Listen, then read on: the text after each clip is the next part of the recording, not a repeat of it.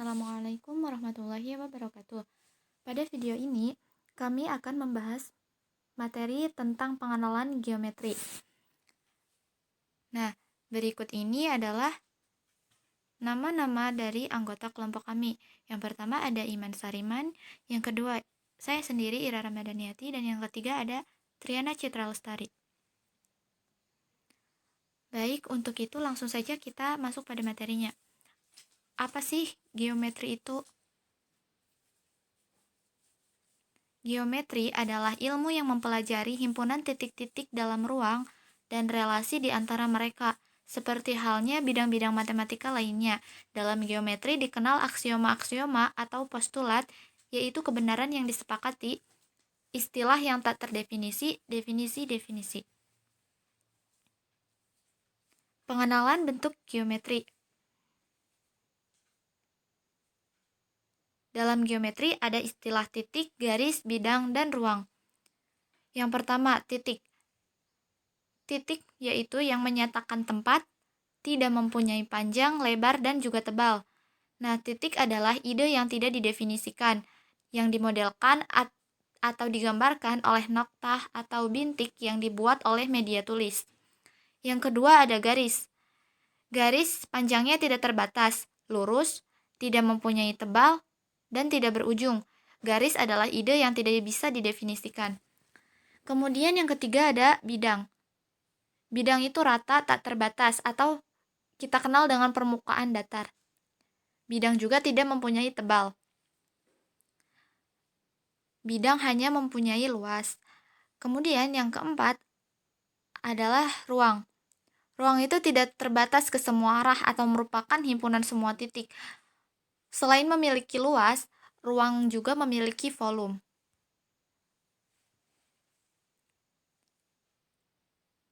Berikutnya yaitu relasi antara titik, garis, dan bidang. Yang pertama titik. Seperti yang kita ketahui, definisi titik pada awal tadi. Nah, titik itu digambarkan atau dimodelkan oleh suatu noktah. Kemudian, titik juga diberi nama dengan huruf besar atau huruf kapital. Misalnya titik A, titik B, titik C, seperti yang ada pada gambar. Nah, titik itu ada dua, titik-titik kolinier dan titik-titik koplanar. Yang pertama, titik-titik kolinier. Apa sih titik-titik kolinier itu? Nah, titik-titik kolinier itu adalah titik-titik yang terletak pada satu garis. Nah, seperti pada gambar, terdapat suatu garis. Nah, dalam garis tersebut ada titik A, titik B, dan titik C. Nah, maka titik-titik tersebut dikatakan dengan titik-titik kolinier.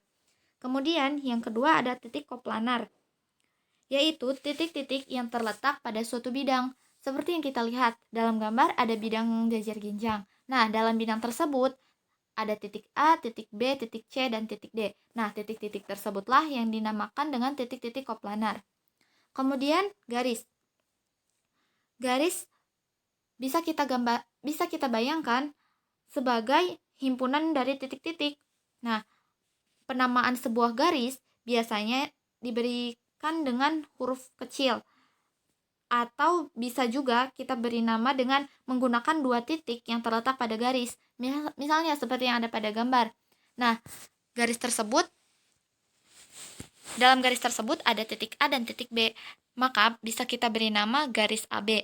Atau mungkin kita mau memberinya nama dengan garis G, garis H, atau nama garis yang lainnya.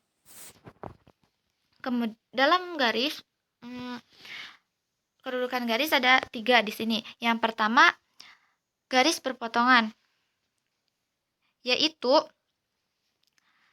dua garis dengan satu titik persekutuan atau satu titik potong. Nah, seperti yang ada pada gambar, ada garis K dan garis G yang berpotongan di titik A. Nah, titik A tersebut adalah titik potongnya atau bisa dinamakan dengan titik persekutuan. Yang kedua yaitu garis-garis yang sejajar, yaitu garis-garis yang terletak pada suatu bidang yang tidak berpotongan, seperti yang kita lihat pada gambar. Kemudian, yang ketiga ada garis-garis kongruen. Nah, garis-garis kongruen adalah 3 garis atau lebih yang koplanar atau sebidang yang mempunyai satu titik persekutuan. Nah, pada gambar ada garis G M, dan N. Nah, ketiga garis tersebut saling berpotongan di satu titik yang sama. Misalkan kita beri nama titiknya O, maka titik O tersebut adalah titik persekutuannya atau titik potongnya. Kemudian ada bidang. Nah, bidang juga bisa kita bayangkan sebagai himpunan titik-titik. Nama bidang biasanya menggunakan huruf-huruf Latin seperti alfa, beta, dan huruf-huruf lainnya. Atau bisa juga kita beri nama dengan 3 huruf nama titik yang terletak pada bidang tersebut, seperti contoh pada gambar. Dalam bidang tersebut ada titik A, titik B, dan titik C. Maka bidang tersebut bisa kita beri nama bidang ABC atau bidang beta. Kemudian bentuk dasar geometri. Yang pertama ada geometri bidang, yaitu bentuk geometri yang semua titiknya terletak pada bidang, tetapi tidak semuanya pada satu garis. Nah, seperti yang dapat kita lihat, ada bidang segitiga. Nah, segitiga itu kan terdiri dari tiga garis atau 3 segmen. Nah, maka dari itu si titik-titiknya itu tidak hanya berada pada satu garis, tetapi pada satu bidang yang sama. Kemudian, yang kedua adalah geometri ruang. Nah, geometri ruang adalah bentuk geometri yang tidak semua titiknya terletak pada satu bidang. Kenapa? Seperti yang kita ketahui bahwa sebuah ruang pasti terdiri dari beberapa bidang. Kemudian ada segmen. Segmen itu apa sih? Nah, segmen seperti yang ada pada gambar, misal segmen AB adalah himpunan yang berisi A dan B beserta titik-titik antara A dan B. Kemudian sinar. Nah, sinar AB adalah himpunan bagian dan garis yang memuat titik-titik A dan semua titik yang berada pada sisi yang sama dari A dengan B. Kemudian ada sudut. Sudut adalah gabungan dua sinar yang tidak segaris yang mempunyai titik pangkal yang sama. Nah, di sini ada sudut ABC atau bisa kita sebut sudut CBA atau bisa juga kita beri nama sudut B. Nah, sudut tersebut terdiri dari dua sinar yang tidak segaris tetapi mempunyai titik pangkal yang sama. Sinarnya itu ya sinar AB dan sinar BC. Titik pangkalnya yaitu titik B. Kemudian yang berikutnya ada segitiga. Nah, segitiga adalah gabungan 3 segmen yang ditentukan oleh 3 titik yang tidak kolinier. Nah, titik-titik kolinier kan tadi yaitu titik yang berada pada satu garis. Nah, sedangkan segitiga ini dibentuk dari titik-titik yang tidak kolinier, berarti titik-titiknya itu tidak berada pada satu garis. Misalnya, nih, ada segitiga ABC. Nah, segitiga ABC ini terdiri dari segmen atau garis AB, BC, dan AC yang digabungkan. Kemudian ada segi 4. Segi 4 adalah gabungan 4 segmen yang ditentukan oleh 4 titik yang tiap titiknya tidak kolinier. Sama halnya konsepnya seperti yang tadi pada segitiga. Segmennya atau garisnya yaitu AB, BC, CD, dan AD yang digabungkan sehingga membentuk sebuah segi 4. Kemudian ada lingkaran. Lingkaran adalah himpunan semua titik pada bidang yang berjarak tetap dari titik yang diketahui. Seperti pada gambar ada sebuah lingkaran. Nah, dalam lingkaran tersebut ada titik A, titik B. Kemudian memiliki titik pusat atau titik yang telah kita ketahui yaitu titik Q. Nah, maka jarak dari A ke Q dan B ke Q akan sama. Begitupun dengan titik-titik lainnya yang berada pada lingkaran tersebut.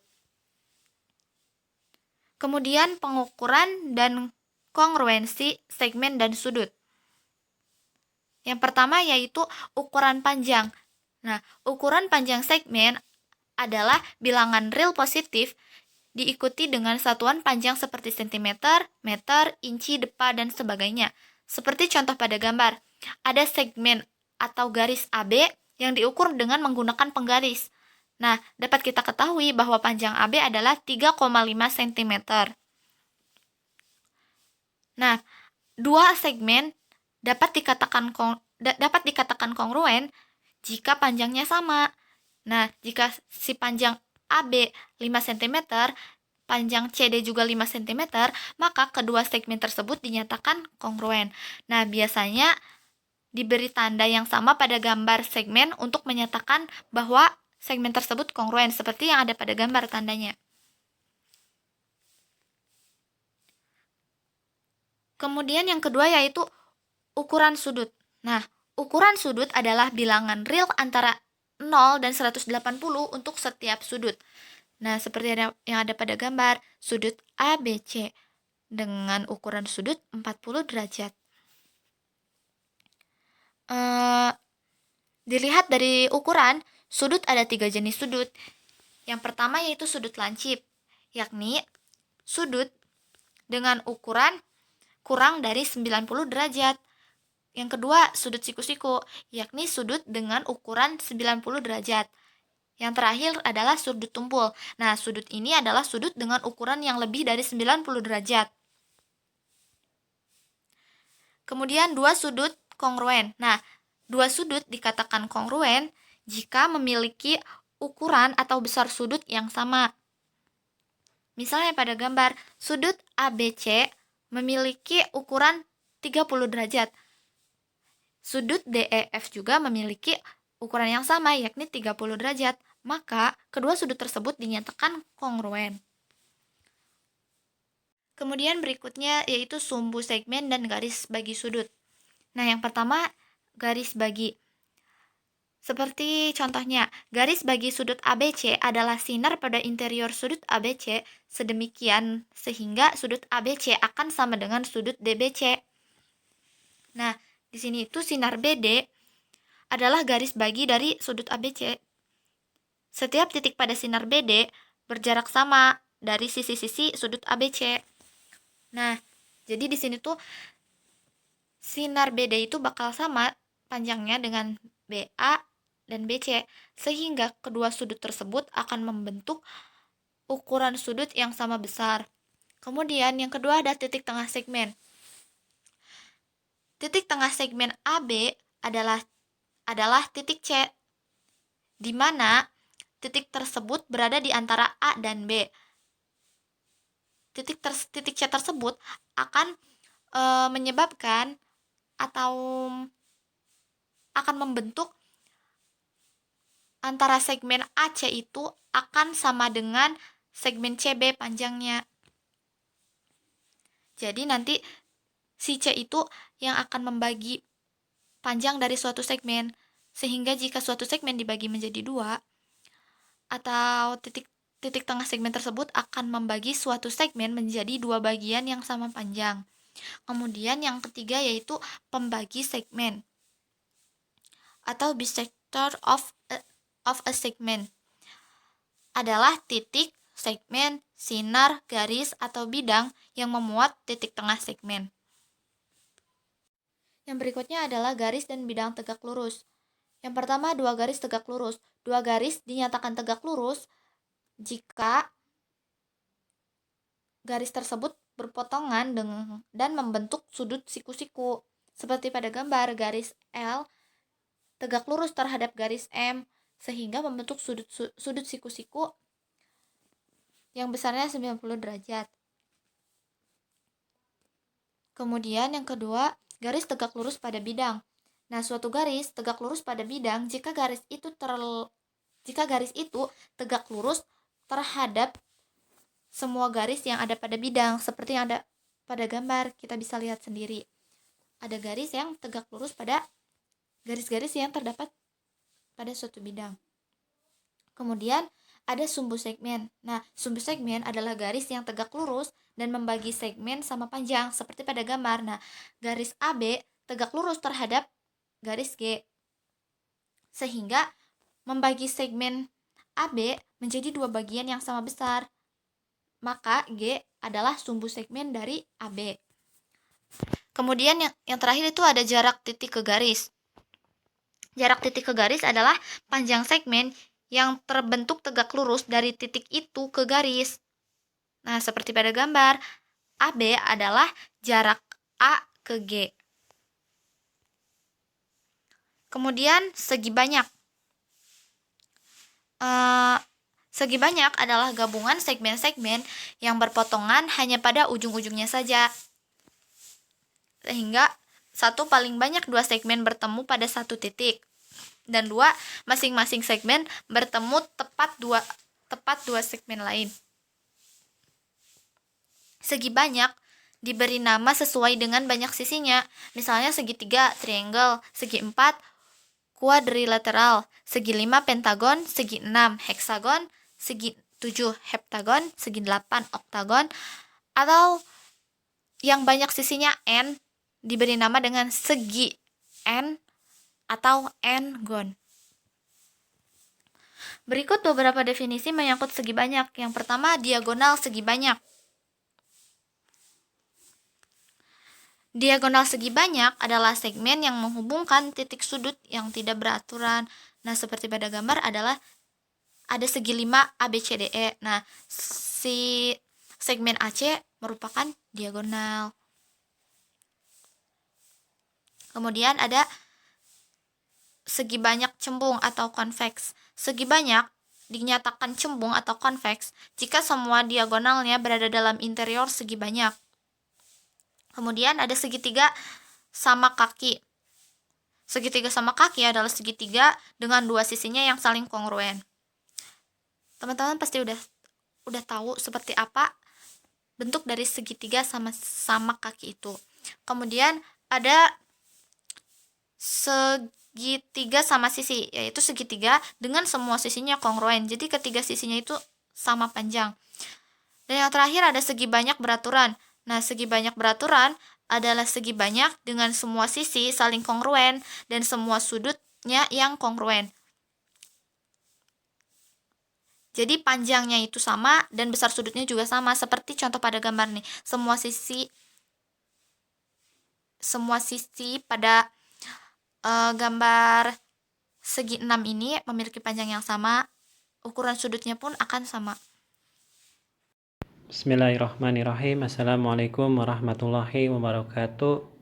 Alhamdulillahirrabbilalamin. Salatu wassalamu ala ashrafil anbiya wal mursalin wa ala alihi wa sahbihi ajma'in. Perkenalkan, nama saya Iman Sariman. Ingin melanjutkan materi yang telah disampaikan oleh rekan saya, yaitu Ira Ramadhaniyati, yaitu tentang penalaran dalam geometri.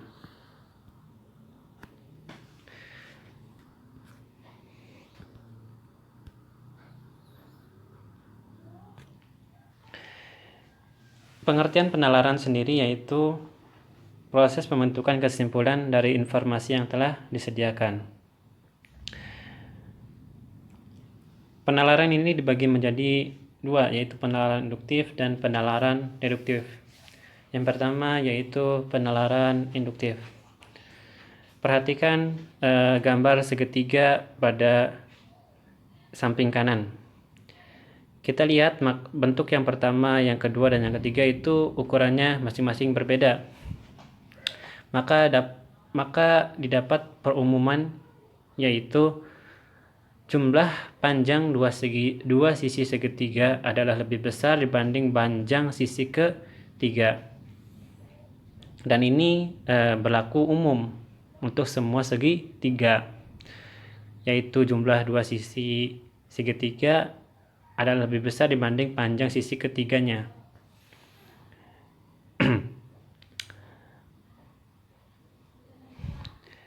Dengan melihat pernyataan di atas, maka kita dapat menyimpulkan bahwasanya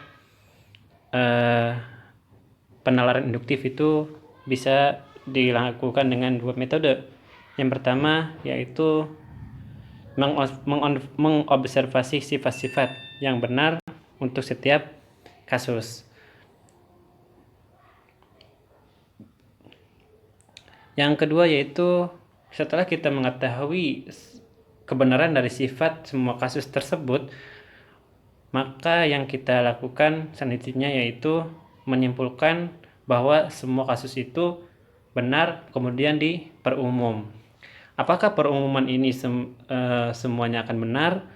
Maka jawabannya adalah tidak. Ada yang perumumannya benar dan ada yang bernilai salah. Dan di sini ada perumuman salah dan contoh salahnya. Untuk memperlihatkan bahwa perumuman itu salah, yaitu dengan menyangkal atau mengomentari bahwa pernyataan yang dibawakan itu ada pembandingnya gitu.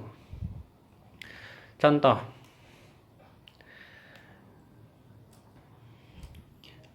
pernyataan jika segi 4 mempunyai 4 sisi yang kongruen, maka sudut-sudutnya pasti kongruen. Maka pernyataan ini kita komentari dulu, yaitu dengan menyatakan salahnya. Karena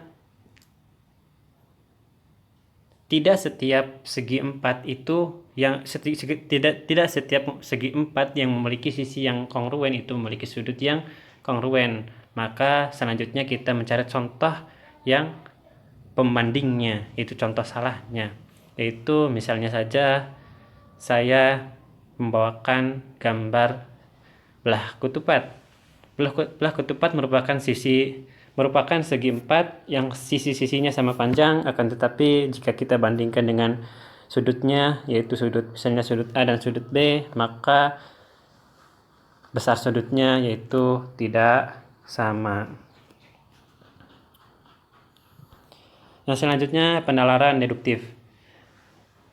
Penalaran deduktif bisa meliputi 3 tahap, yaitu dengan mengetahui hipotesis.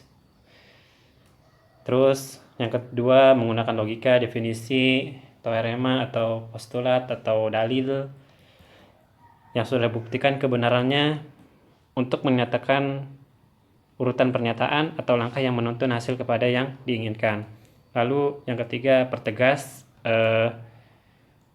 kesimpulannya. Perhatikan segitiga sama sisi di samping. Jika kita melihat segitiga di samping, maka kita akan meneliti bahwasanya sisi AB itu kongruen dengan sisi AC. Maka bisa kita simpulkan bahwasanya besar sudut B itu sama dengan besar sudut C. Dan itu berlaku untuk semua segitiga sama sisi.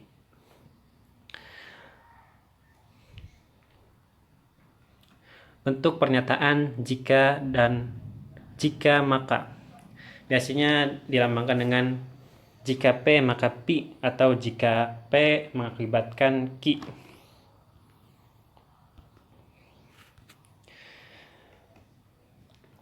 Kapan hipotesis atau pernyataan ini bernilai benar? Jika semuanya itu bernilai salah atau bernilai benar semua.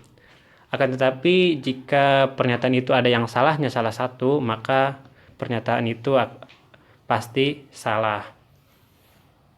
Dan itu dibuktikan dengan beberapa kasus. Misalnya jika turun hujan, ini pernyataan yang benar,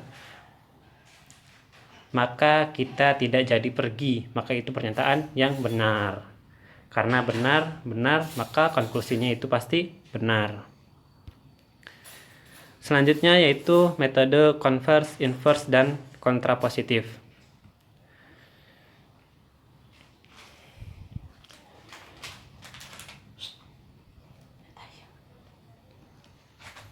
Pernyataan jika maka bisa dibagi menjadi beberapa pernyataan yang berbentuk converse, inverse, dan kontrapositif.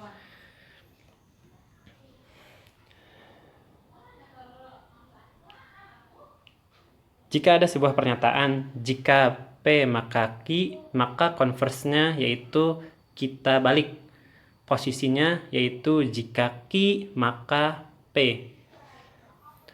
Lalu jika kita punya pernyataan yang sama, inverse-nya yaitu kita beri ingkaran di masing-masing pernyataan. Jika tidak P maka tidak Q, itu inverse, bentuk inverse-nya. Sedangkan bentuk kontrapositifnya yaitu kita balik terlebih dahulu posisinya, lalu kita inversekan. maka pernyataannya berubah menjadi jika tidak Ki maka tidak P. Apabila suatu pernyataan dan pernyataan itu konversnya dua-duanya bernilai benar, kita dapat menggabungkan dua pernyataan tersebut dan ungkapannya akan menjadi jika dan hanya jika.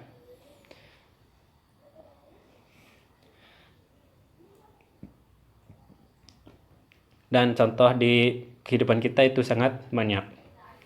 Selanjutnya yaitu pola penalaran. Pola penalaran dibagi menjadi 3, yaitu dengan pola modus ponens, modus tollens, dan aturan rantai atau silogisme. Aturan modus ponens yaitu jika P maka Q bernilai benar dan P bernilai benar maka konklusinya adalah Q. Sedangkan pola modus tollens yaitu jika P maka Q benar dan ingkaran Q bernilai benar maka konklusinya adalah ingkaran P. Sedangkan pola yang terakhir yaitu aturan rantai berbunyi jika P maka Q bernilai benar dan jika Q maka R bernilai benar, maka konklusinya yaitu jika P maka R. Demikian yang bisa saya sampaikan, kurang lebihnya mohon maaf. Wabillahi taufiq wal hidayah. Wassalamualaikum warahmatullahi wabarakatuh.